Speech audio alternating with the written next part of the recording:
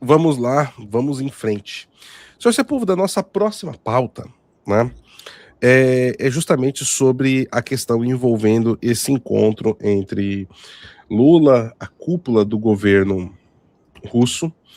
Agora, eu tenho aqui um documento extremamente extenso, tá? Ele tem 49 tópicos aqui, assinado pelo Geraldo Alckmin e pelo presidente do governo da Federação da Rússia, o Mikhail Mishustin. Senhor Sepúlveda, tem algum ponto que o senhor queira trazer antecipadamente? Há um ponto. Antecipadamente, acho que é o único ponto, não quero atrapalhar a leitura do documento. Um único ponto. Esse senhor russo que veio disse em declarações dadas durante a viagem que foi uma ordem expressa do Putin vir fazer essas reuniões ao Brasil. Portanto, não venham dizer, porque não foi uma coisa tão importante, etc. Uma ordem expressa do Putin. O Putin não veio por quê? Porque ele tem uma ordem de prisão internacional.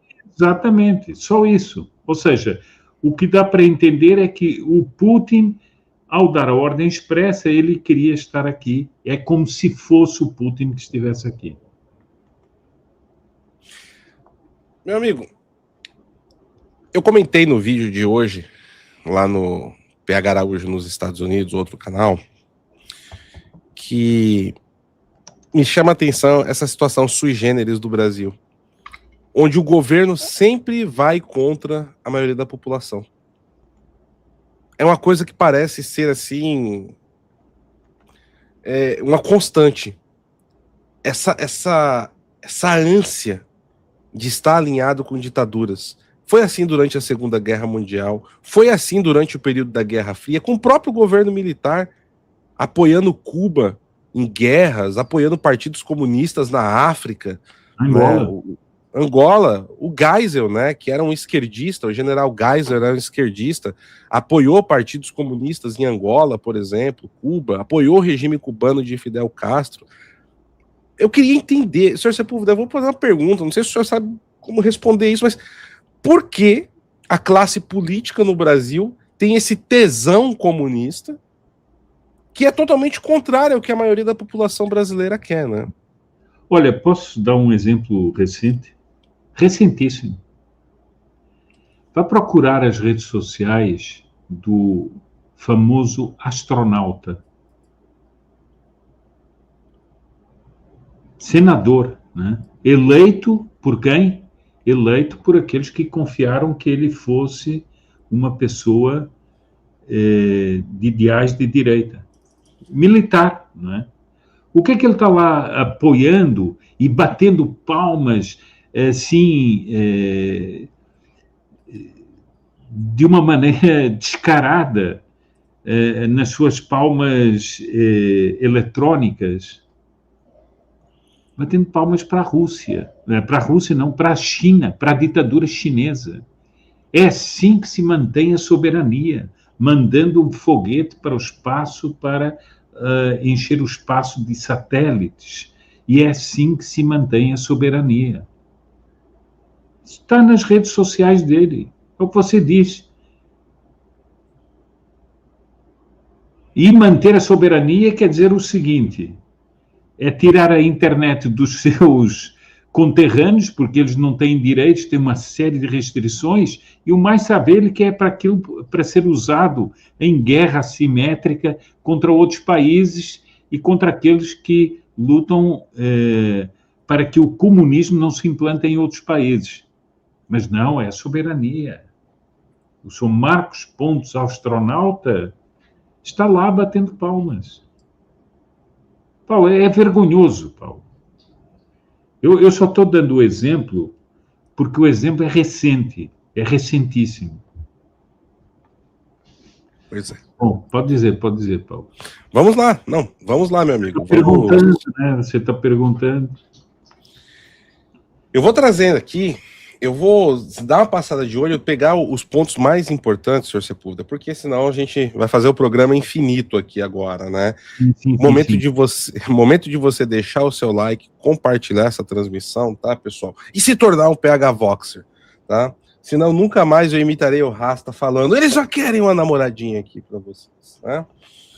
Eu acho que hoje é dia do Alborguete voltar, viu, senhor Sepúlveda? Porque essa pauta aqui vai chamar o Alborguete, viu? Vou dizer para o senhor. Vamos lá. Ponto 2. A República Federativa do Brasil e a Federação da Rússia confirmam o compromisso recíproco com o continuado fortalecimento da parceria estratégica, com base nos vínculos de amizade consolidados pelo tempo e respeito e o entendimento mútuos, visando a realização e ampliação dos projetos de cooperação nas diversas esferas que correspondem aos interesses nacionais de ambos os países. Evocaram a futura comemoração em 2028 do aniversário de 200 anos do estabelecimento das relações diplomáticas. O vice-presidente da República Federativa do Brasil e o presidente do governo da Federação da Rússia avaliam positivamente a dinâmica e o caráter construtivo de confiança do diálogo político bilateral. Enfatizam a importância do encontro do presidente Luiz Inácio Lula da Silva com o presidente da Federação da Rússia, Vladimir Vladimirovich Putin, ocorrido em Moscou em maio de 2025, o qual conferiu expressivo impulso à cooperação brasileira-russa em todas as suas vertentes. Pois não, senhor Sepúlveda? Eu lembro só, e eu quero frisar isso aqui, que nós fizemos programa a respeito desse encontro, que a ida foi apresentada em vários órgãos internacionais de imprensa como o único líder, aspas, democrático que foi dar apoio à invasão da Ucrânia, foi o Lula, não é? E foi participar das comemorações, aspas, da vitória russa na Segunda Guerra Mundial. É preciso não esquecer isso, porque é isso que está sendo elogiado. Ou seja, não só foi feito, mas como está sendo repesado aí nesse comunicado. E, senhor Sepúlveda, o Lula colocou o símbolo da invasão à Ucrânia. Sim, o broche que era o símbolo da invasão à Ucrânia. Sim. E ali estava toda a elite das ditaduras globais, Lukashenko, emissários chineses, Coreia do Norte. Não tinha um representante de país livre ali, senhor Sepúlveda. Um único. Só representante de ditaduras ou proto-ditaduras como o Brasil, né? É bom lembrar disso daqui em 9 de maio de 2025, né?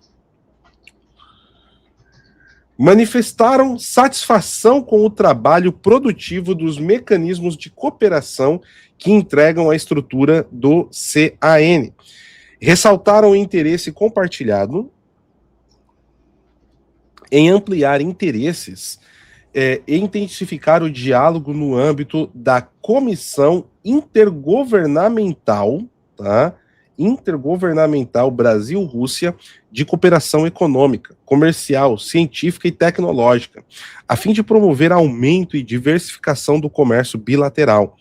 Recomendaram que a 13ª reunião do SIC seja realizada em 2016, com sugestão do mês de maio pela parte brasileira, provavelmente para ser na Rússia, provavelmente para participar dos desfiles ditatoriais de Vladimir Putin, né? Quinto, sublinharam ademais o importante papel da comissão para assuntos políticos, recomendaram que a comissão se reúna em 2026. Destacaram a assinatura em setembro de 2025 do plano de consultas políticas bilaterais. Cooperação bilateral, ponto 6. O vice-presidente da República Federativa do Brasil e o presidente do governo da Federação da Rússia mencionaram, entre as prioridades, o fortalecimento da parceria estratégica, a ampliação de sua base econômica comercial, mesmo em contexto de desafios externos, de modo a ampliarem-se trocas comerciais, assim como promover maior variedade da pauta comercial, incluindo produtos de alto valor agregado. Aqui tem uma frase-chave, senhor Sepúlveda. Mesmo em contexto de desafio externo. Ou seja, Exato. mesmo com sanções sendo aplicadas à Rússia por conta da sua estratégia de assassinato de civis dentro da Ucrânia, nós vamos enfrentar e vamos ampliar as relações comerciais com a Rússia. Lembrando que o Brasil é um dos maiores compradores de diesel da Rússia, que está sancionado, né, meu amigo? Bom, e aí também essa questão externa também tem a ver com tudo que está acontecendo aqui na América do Sul, e nós vamos ver isso mais à frente. Mas, Paulo, há uma outra coisa também que me chama a atenção, que é reportes ao artigo que nós lemos antes. É tudo mascarado sob a coisa comercial, etc. Aí está, por baixo, está a colaboração da Rússia, né? E eles vão falar de uma colaboração estratégica e vão falar depois em muitos campos. Em muitos campos.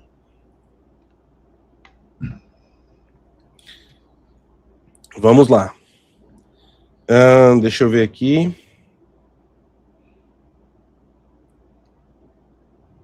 Esse não, deixa eu ver aqui. Estou só pegando aqui, pessoal, os principais pontos.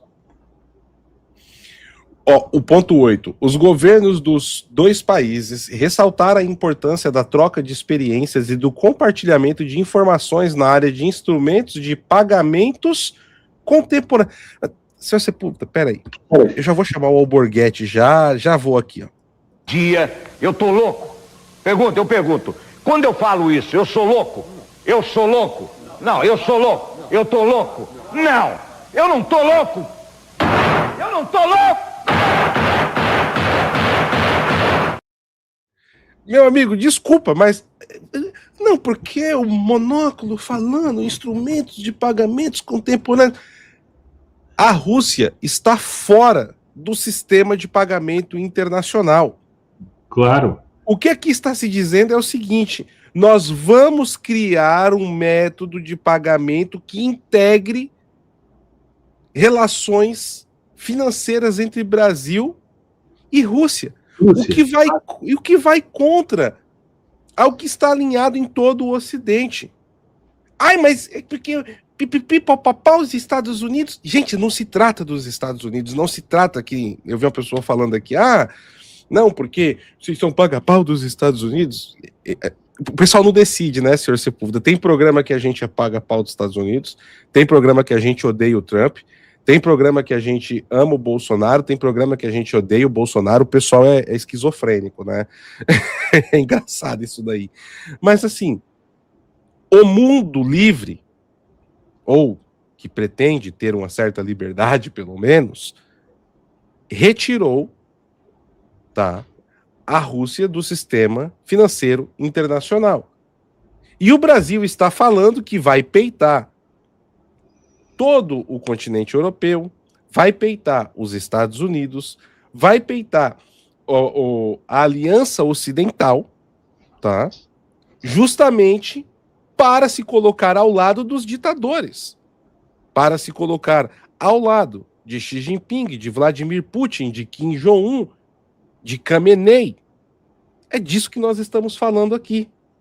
E, novamente, olha aqui, agora vem o ponto alto. Os governos dos dois países ressaltaram a importância da troca de experiências e do compartilhamento de informações na área de instrumentos de pagamentos contemporâneos no âmbito do BRICS. É a sanha de Luiz Inácio Lula da Silva, que já foi até jogado embaixo do ônibus pelos próprios russos, de criar uma moeda do BRICS, cuja qual a senhora Dilma é a atual presidente do Banco do BRICS, o que eu tenho medo, né? Ou melhor que ela até vai e leva esse banco logo à falência, né? Constataram o elevado nível de relações entre os bancos centrais dos dois países e apoiaram o fortalecimento do diálogo a respeito dos temas da agenda financeira. O que isso daqui é um escalabro, senhor Sepúlveda. No governo Bolsonaro, o Banco Central ficou independente. E aqui o governo Lula está falando que essa independência é só para inglês ver. porque o atual presidente do Banco Central, ele é indicado pelo PT, e quem tá mandando lá dentro é o Lula, pelo jeito. Esse 8 aqui é escandaloso, meu amigo. Exatamente, exatamente. É um dos pontos escandalosos desse comunicado, né? Aliás, eu disse ontem, eu disse no programa que fiz a respeito, e eu tinha prometido que nós íamos aprofundar, eu disse o seguinte: quando tem um comunicado desses com muitos pontos, está escondendo alguma coisa, né? Pois é. E eles fazem com a linguagem, né, senhor Sepúlveda, tão canalha. E às vezes uma pessoa assim que está acostumada com as coisas do dia a dia, não está acostumado com a linguagem diplomática, não pega esses detalhes, né? 9. As partes saudaram o fortalecimento em 2025 do diálogo econômico e financeiro entre o Ministério da Fazenda do Brasil e da Rússia, destinado à coordenação de aspectos de cooperação financeira e econômica. 10. As partes registram elevado nível de cooperação entre as autoridades aduaneiras dos dois países, voltada à promoção do crescimento do comércio bilateral, bem como a garantia de segurança e legalidade. Saudaram, nesse contexto, a exitosa realização, em setembro de 2025, da reunião dos dirigentes das administrações aduaneiras dos países do BRICS, sob a presidência do Brasil. Destacaram a benéfica cooperação aduaneira no âmbito de agrupamento, sobretudo nas esferas do combate a ilícitos aduaneiros, transformação digital e desenvolvimento institucional. Será que quando ele está falando dessas coisas aduaneiras do BRICS, senhor Sepúlveda, eles discutiram ali por que a Venezuela estava enviando barcos piratas de petróleo para a China com documentação como se estivesse saindo de portos do Brasil? Quem sabe, não é? Quem sabe. Porque até agora o governo brasileiro não deu nenhuma resposta sobre isso, né? Nada. Finge que não acontece. Olhando por cima do ombro, né? Vamos lá. Confirmou-se ainda o interesse recíproco no desenvolvimento da cooperação na indústria farmacêutica e médico-hospitalar, assim como em construção naval, tecnologias industriais, digitais e segurança cibernética. Vou traduzir aqui para vocês, tá, pessoal? Você que, talvez muitos brasileiros ainda não se lembrem, hoje quem tem um filho no Brasil é obrigado a aplicar o experimento da C-19 nos seus filhos, tá? O governo Lula obriga, tá no plano de vacina, no plano de picadinhas nacional, tá? E aqui essa cooperação farmacêutica, senhor Sepúlveda, é ampliar isso, né? Lembrando que a Rússia tem a tal da Sputnik lá, né? Que nunca foi devidamente estudada. Mas é interessante que eles vão para outro lugar aqui, ó. Eles falam... Eu vou aqui fazer uma recordação. A primeira, que eu me lembro, a primeira vacina, como queiram chamar isso aí, anunciada foi a Sputnik.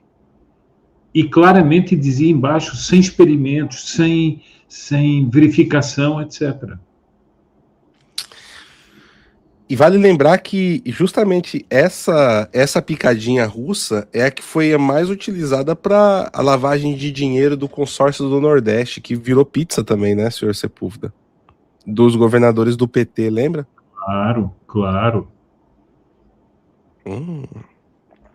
Nada para ver aqui, pessoal. Circulando. Outro ponto aqui, ó, interessante, senhor Sepúlveda, olha só. Combate, cadê? Aqui, desenvolvimento, cadê? Peraí, ó. Deixa eu pegar. Aqui, ó. Olha só. Construção naval, tecnologias industriais e digitais de segurança cibernética. Sabe o que é digital de segurança cibernética? O modelo de censura russo da internet. Que o senador Ângelo Coronel, inclusive, foi para lá em 2020, né, senhor Sepúlveda, aprender como os russos estão fazendo para combater as fake news. Não sei se o senhor quer comentar algo, senhor Sepúlveda. Bem, eu iria comentar, mas não sei se comento, outras maquinetas eletrônicas, né? Enfim, Uhum. enfim, eu acho que todo mundo já entendeu. Mas também lhe digo uma coisa, a Rússia é conhecida pelos seus ataques, hackers e tudo mais. Realmente o Brasil está pegando segurança onde mais ela existe, né? Pois é, pois é. Tem uma parte aqui também, senhor Sepúlveda, que fala sobre a cooperação no setor da indústria, em particular a indústria química, e menciona a possibilidade de intensificar com vistas ao desenvolvimento do potencial produção de fertilizantes minerais, né? Como da infraestrutura logística e distribuição. Os minerais, o fertilizante, né? Que em 2022 serviu de disfarce para muita coisa, né? Que estava acontecendo. Pessoal, o Brasil, ele precisa muito de fertilizante por conta do solo brasileiro, principalmente ali no centro-oeste, né? Os japoneses fizeram um trabalho imenso nos anos 70 para transformar o centro-oeste na potência agronômica do agronegócio que o Brasil é, mas precisa de fertilizantes. Só que aí as pessoas ficam, não, mas a gente precisa comprar o fertilizante da Rússia, porque o fertilizante da Rússia e pipipi, popopó. Só que tem o seguinte, meus amigos, vocês já pararam para se perguntar por que o Brasil não tem autossuficiência em fertilizante? Se eu falar para vocês que são por burocracias e agendas ideológicas envolvendo inclusive demarcação de terras indígenas, por que o Congresso brasileiro não enfrenta isso? Por que nós não temos os políticos ligados à bancada do agro? Alô, Tereza Cristina.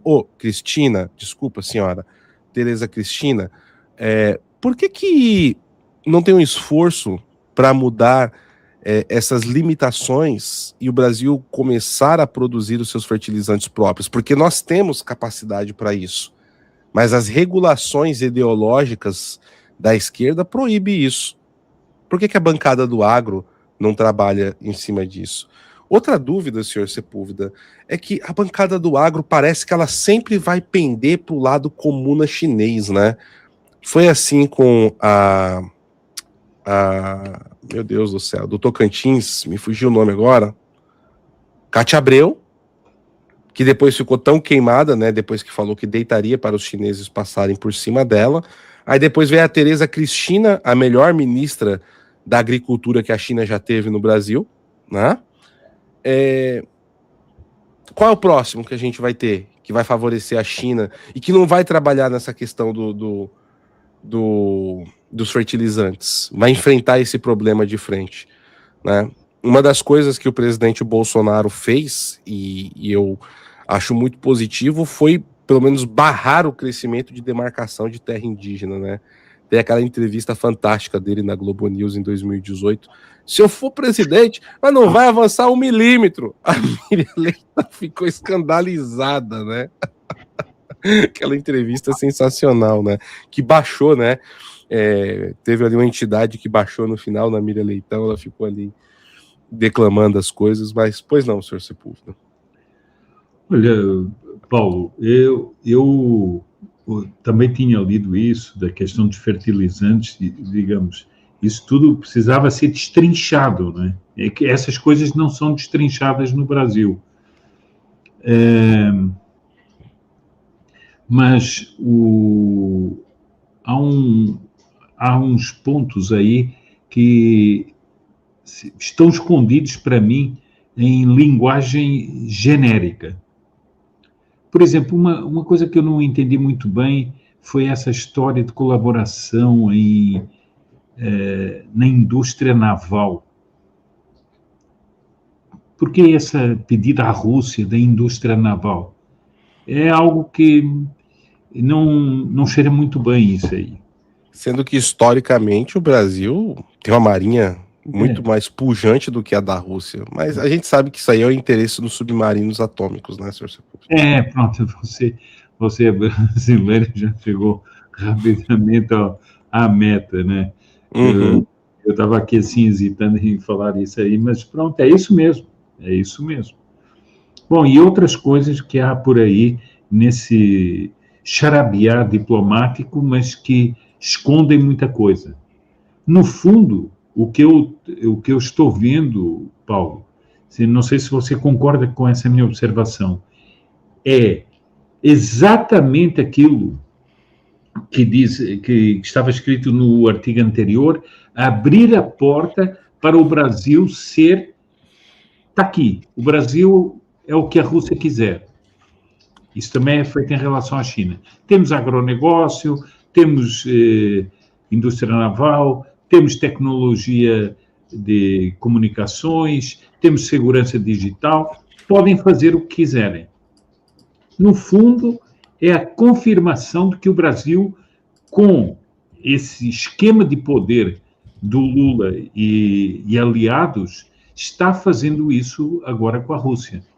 Paulo, eu acho eu queria chamar a atenção aqui de um ponto que me parece importante, que esqueci de dizer lá atrás. Esse tal grupo de trabalho, eu nem me lembro bem, tem um nome enorme, esse grupo de trabalho não se reunia desde o início da invasão da Ucrânia. Portanto, essa retomada tem um aspecto muito importante.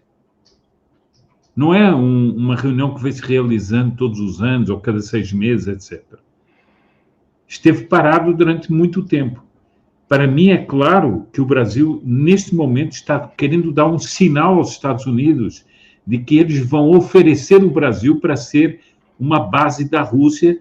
Por exemplo, ontem o Lavrov, ele dizia o seguinte: nós perdemos as condições de atuar na Venezuela. Então estamos voltando aqui para o Brasil, digo eu.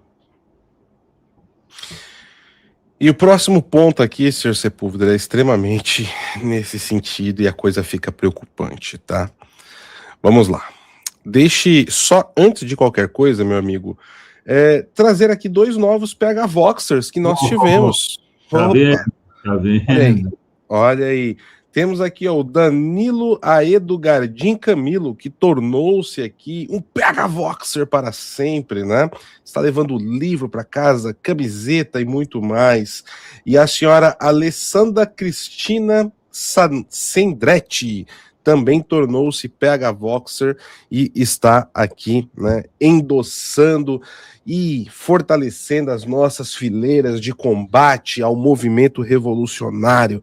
E se você odeia a revolução, seja um contra-revolucionário conosco, seja um PH Voxer, meus amigos, aproveitem aí, tá bom? Quero anunciar mais PH Voxers até o fim desse programa, vamos com tudo, tá bom? Vamos lá. Senhor Sepúlveda. Tá vendo, Paulo? Não pode ter esperança. Não pode. PH Voxers unidos jamais serão vencidos. Senhor Sepúlveda, e eu vou falar.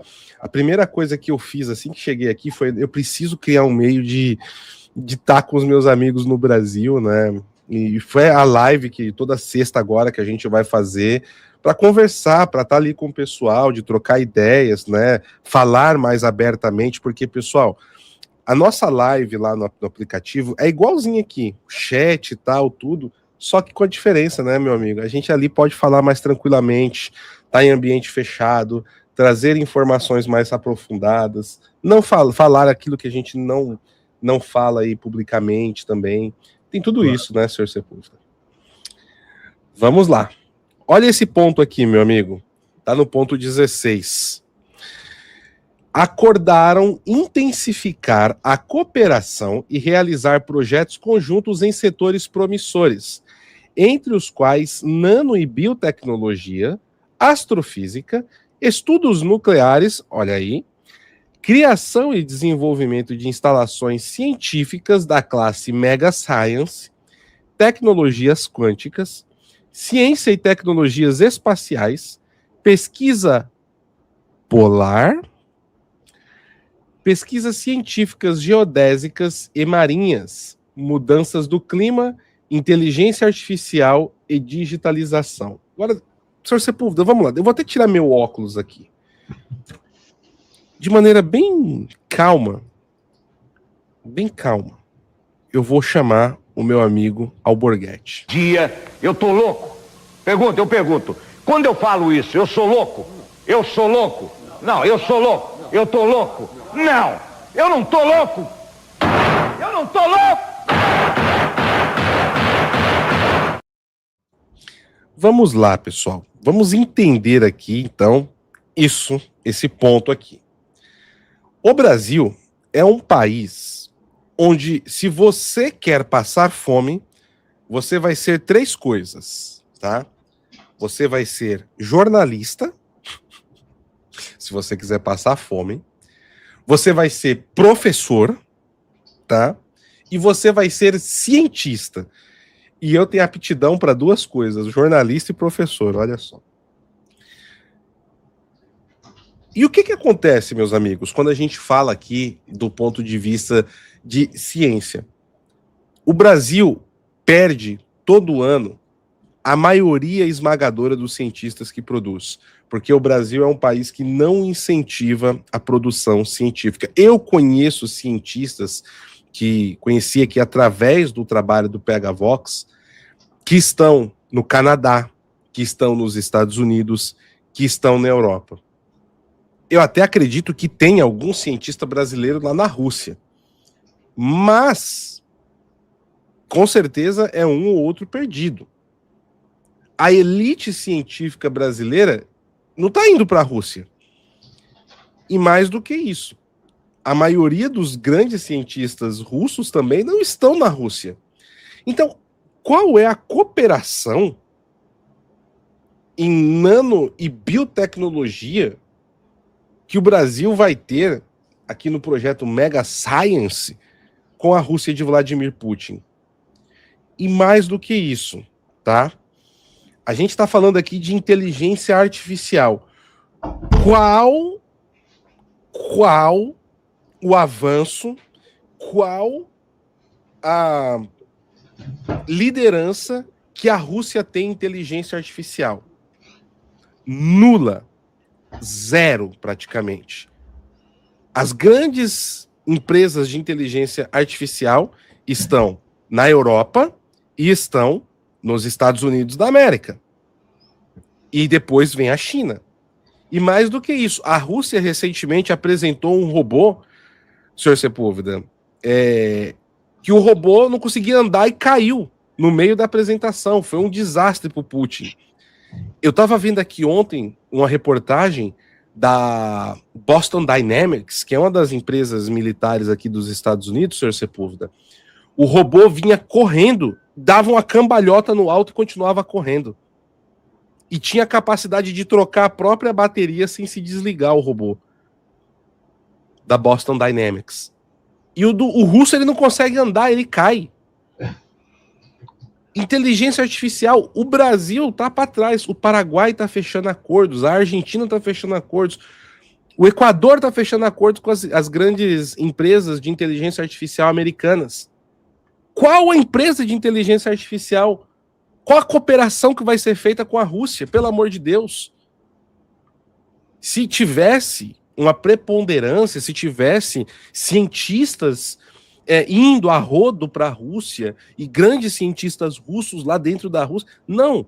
A elite científica e desses estudos estão em primeiro lugar na Europa e nos Estados Unidos da América, gostem ou não. E como é que o Brasil está entrando no abraço dos afogados aqui, senhor Sepúlveda? Que é disso que se trata, é o abraço dos afogados. Pois não, meu caro. Olha, Paulo, a impressão que me ficou quando você leu tudo isso, quer dizer, é tudo, em todos os campos.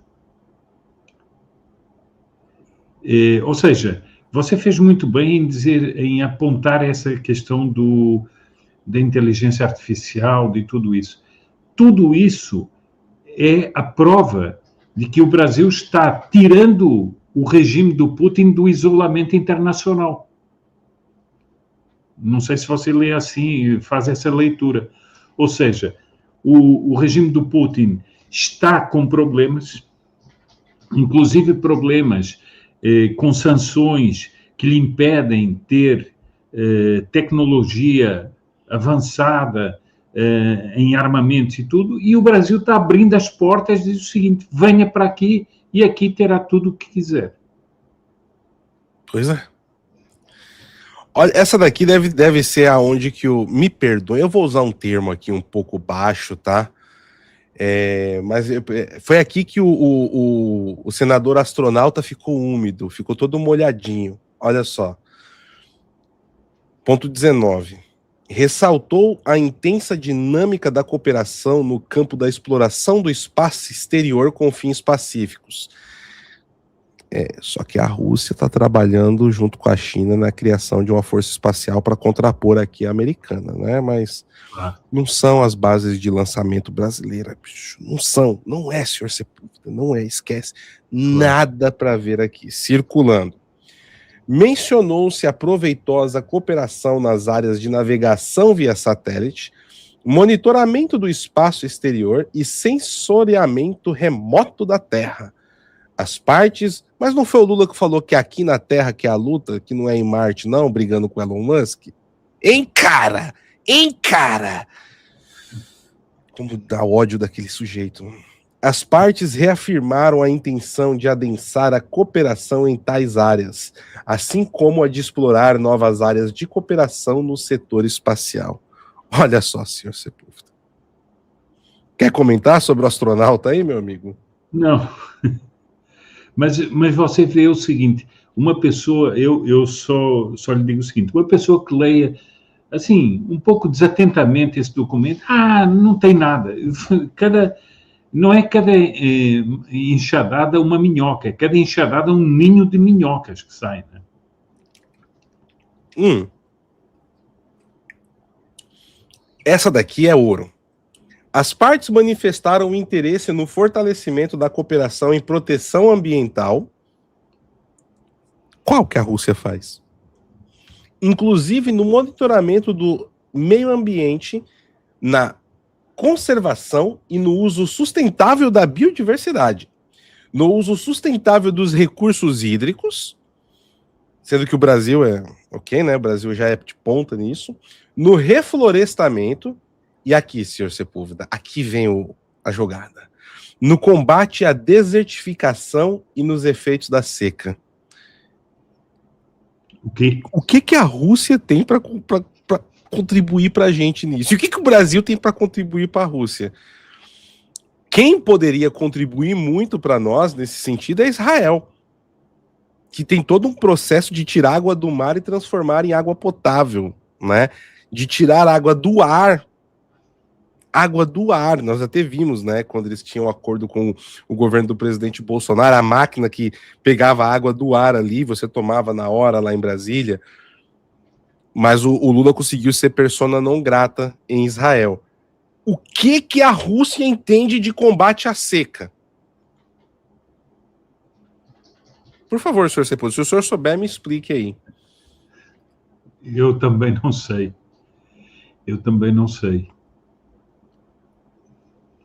É bem interessante, né? Vamos lá. Poluição por plásticos. Cadê aqui? Ó? Tem uma que eu quero encontrar. Aqui, ó. A parte 41, senhor Sepúlveda. Essa daqui é maravilhosa, porque o que nós assistimos muito aqui no Brasil é um discurso. Eu até dedico essa parte do programa para um amigo meu, que é lá do Espírito Santo, ele sabe quem é, e que ele está tendo um combate muito forte contra os operadores russos, né, senhor Sepúlveda, lá na região de Vitória, no Espírito Santo. E uma das coisas que mais se fala sobre a Rússia é que Vladimir Putin, ele é cristão, ele está defendendo os católicos da Ucrânia que são perseguidos olha só, são perseguidos pelo Zelensky, né? Só que esse pessoal não... Só um parênteses. Uma autoridade católica da Ucrânia veio dizer que o catolicismo tem sido extinto em todas as partes invadidas pela Rússia, na Ucrânia. Pois é, senhor Sepúlveda, eu perdi amizades por conta desse tipo de desinformação russa que até hoje me dói no peito. Pessoas que eu amo de verdade e que foram tragadas por isso. É só lembrar das palavras do próprio Dugin, né? logo no começo da guerra. Tá aqui registrado no canal, lemos, trouxemos aqui, ele falando que ele em êxtase com a invasão, né, da Ucrânia, falando que Kiev era só um caminho de passagem, que o objetivo era tirar o grande Satã de Roma do seu trono, falando contra a própria Igreja Católica, né? E os relatos de perseguição e fechamento das igrejas católicas e forçando as igrejas católicas a se tornarem ortodoxas vem acontecendo, né, dentro da Ucrânia. Mas, além disso, além de toda essa questão, a gente ouve falar que o Putin está combatendo os globalistas, senhor Sepúlveda. O Putin combateu os bilionários. Sim, combateu os bilionários, sim, acreditem. E aí ele combate, senhor Sepúlveda, agora os globalistas, né? Ele está combatendo os globalistas e ele vai acabar com os globalistas porque é a tal da Aliança da Terra, né? Do pessoal que toma vodka às 5 da manhã. E aí, eu vou ler aqui a parte 41. As partes reafirmaram seu compromisso com a implementação da Agenda 2030 para desenvolvimento sustentável, destacando a importância do equilíbrio entre seus pilares ambiental, social e econômico. Foram avaliados positivamente os resultados da 30ª Conferência das Partes da Convenção Quadros das Nações Unidas sobre a Mudança do Clima na COP30, realizadas em Belém. Destacou-se o elevado nível de coordenação informal revelado por países que também compõem o BRICS, o qual contribuiu para o alcance do progresso em tópicos mais críticos da agenda, incluindo o estabelecimento de mecanismos de ação de Belém para a transição justa, o chamado a triplicar o financiamento, adaptação e a adoção dos indicadores de Belém para a adaptação, o estabelecimento do diálogo para a implementação de ações informadas pelo primeiro balanço global do Acordo de Paris, evitando-se reabertura dos seus termos, o estabelecimento do diálogo sobre assuntos de interação entre comércio e mudança do clima à luz da problemática de barreiras comerciais unilaterais. Mas, senhor Sepúlveda, deixa eu ver. O Putin, junto com Lula, querem promover a Agenda 2030 no combate aos globalistas. Me explica isso aí. Quer dizer, a agenda, por essa época dos globalistas, não é? Que a Agenda 2030 está aí no comunicado. Olha, não é que eu me diverti ontem na live, mas eu li essa frase umas 5 vezes.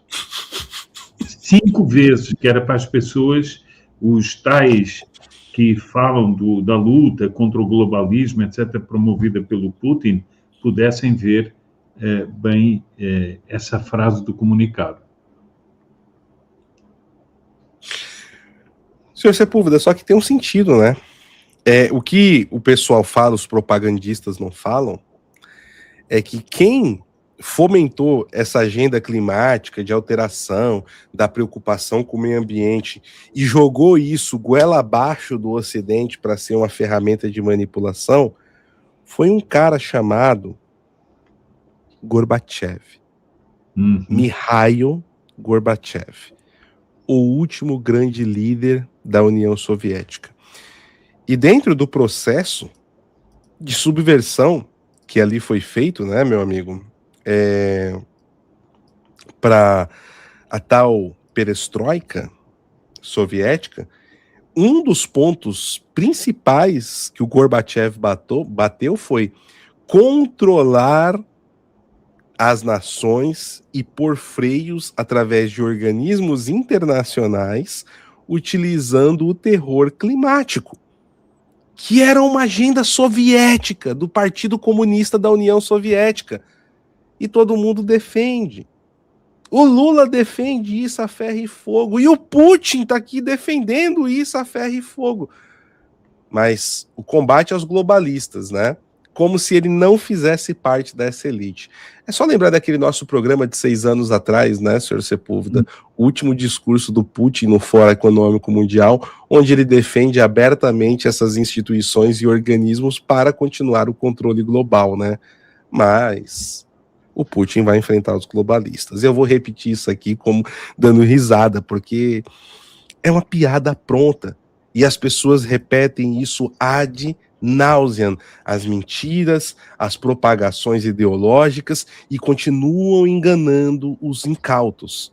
Se você está nesse estágio de transe, acorde, pare de ser um boneco de ventríloco, deixe de ser um chinforoso de Vladimir Putin. Pois não, senhor Sepúlveda. Não, eu já comentei ontem e comento aqui. Porque quando você pergunta a uma pessoa que diz, não, mas ele combate os globalistas, mas pode me dizer no quê? Não está dito. Nunca se diz, mas ele combate. Depois o documento fala no outro sentido. E só para terminar esse comentário, Paulo, lembremos também daquele artigo do Dugin, que nós comentámos aqui no canal, em que ele dizia que o Putin tinha uma fase solar e uma fase lunar. Não sei se você se lembra disso. E na fase lunar, ele era totalmente alinhado com os globalistas.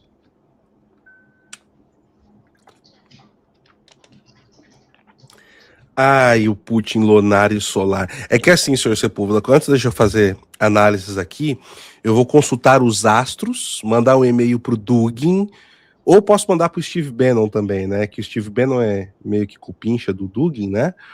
Mandar um e-mail ali e perguntar assim, né?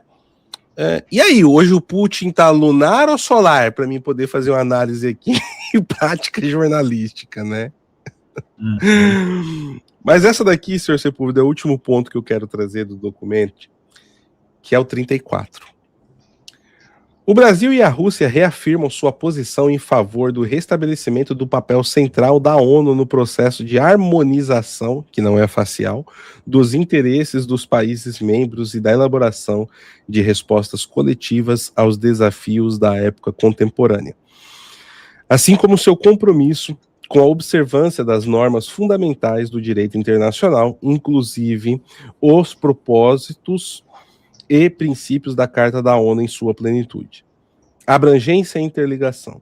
Concordaram em que é imperativo avançar na reforma do Conselho de Segurança da ONU a fim de conferir caráter mais representativo mediante a inclusão de países em desenvolvimento da América Latina, Ásia e África, em conformidade com as realidades do mundo multipolar que só existe na cabeça dos russos. A Rússia... Esse item foi escrito pelo Salsa Amorim, que é uma espécie de obsessão, e foi a promessa que ele fez sempre de colocar o Brasil no Conselho de Segurança da ONU, e até hoje estamos onde estamos. Deixa eu só finalizar que eu vou comentar e passar para o senhor Sepúlveda. Olha só, a Rússia reiterou seu apoio ao Brasil como forte e natural candidato a membro permanente do Conselho de Segurança da ONU reformado. Gente, eu adoraria que o Brasil fizesse parte do Conselho de Segurança da ONU, mas sabe qual que é o problema? A escola de diplomatas brasileira é de anões diplomáticos, de homens sem envergadura moral, em sua maioria. A escola de diplomatas brasileiras é de homens de geleia, que não tem posicionamento. E as únicas coisas que a maioria deles servem é só para votar contra Israel. É meio que um mantra interno dentro do Itamaraty, tá? Eu conheço diplomatas bons dentro do Itamaraty, tenho contatos com alguns, mas eles são postos de escanteio. A máfia dos barbudinhos do PSDB que tomam conta dentro do Itamaraty há muito tempo são de anões diplomáticos. O que o Brasil vai contribuir para o Conselho de Segurança Nacional? Alguma pessoa do Conselho de Segurança Mundial, da ONU. Alguns podem falar, nossa, PH, mas o Brasil estaria numa posição, você está sendo antipatriótico em dizer uma coisa dessa? Pelo contrário. Só que o Brasil nada vai contribuir com a sua postura diplomática, que não tem solidez moral, que tenta se colocar como, não, somos um apaziguador, somos um país que busca o equilíbrio. Mentira! Mentira! Essa não é a posição do Brasil. Se vocês forem analisar, toda questão moral, crítica ao Brasil se abstém de votar. A diplomacia brasileira é vergonhosa e é social-democrata. Ela é uma centro-esquerda, a diplomacia brasileira, cínica, fazendo aqui as ressalvas aos bons diplomatas que ainda temos em nossas fileiras. Ainda eles existem, mas não conseguem crescer na carreira. E aqueles poucos que crescem, como, não vou citar aqui nomes, só vou citar um que é bem público, o Ernesto Araújo, tentam fazer algo diferente, a gente viu o que as máquinas revolucionárias fizeram com ele, né?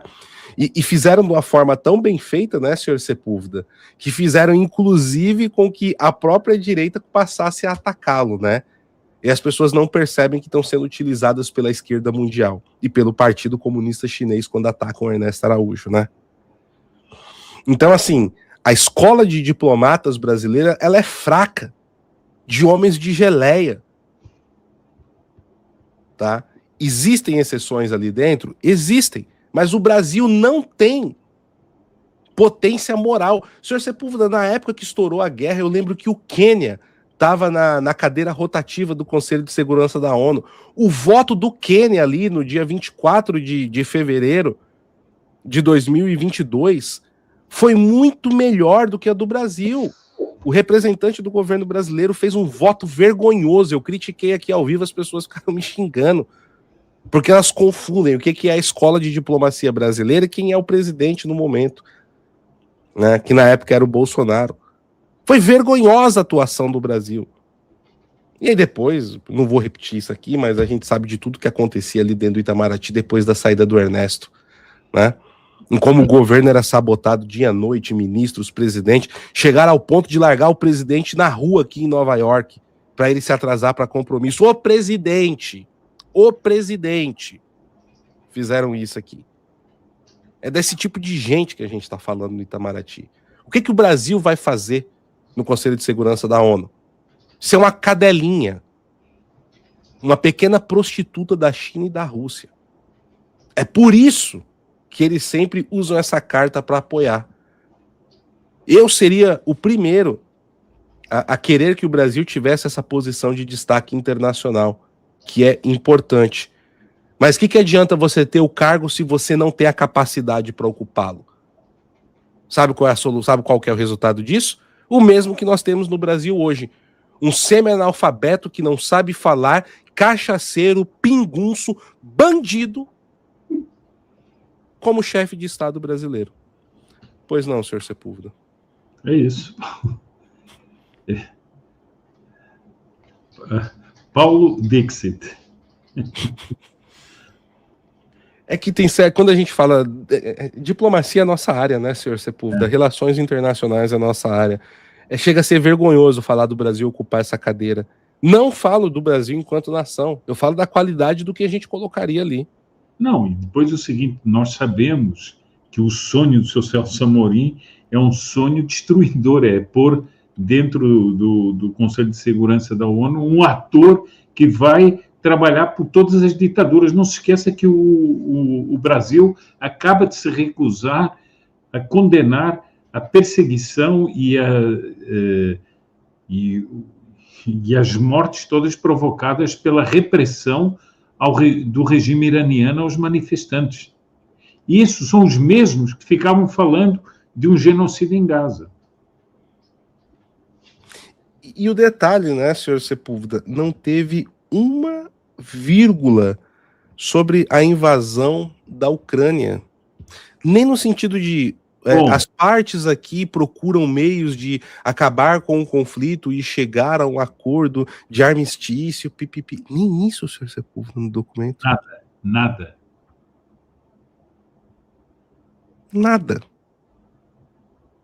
Absolutamente nada. chama atenção. Chama bastante atenção.